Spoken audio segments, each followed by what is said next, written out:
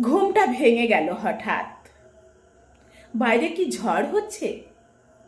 দাপাদাপি করছে জানালার পাল্লা দুটো, মাঝে মাঝে বিজলি ঝলকাচ্ছে।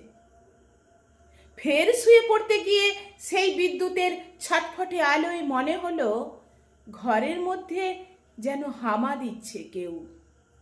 কে ওখানে? কে?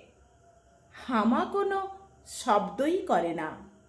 উঠে আসি কাছে, আবারও জিজ্ঞেস করি, কে আপনি?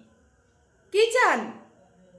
সে তবু নিশ্চুপ থেকে এ কোণে ও কোণে ঘুরছে, মাথা তুলছে না কিছুতেই।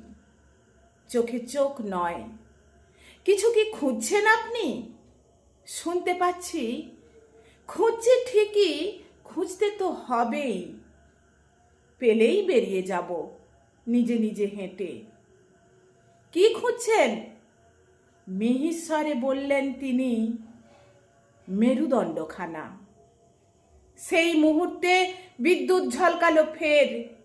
চমকে উঠে দেখি একা নয়, বহু বহুজন একই খোঁজে হামা দিচ্ছে এ কোণে ও কোণে, ঘর জুড়ে।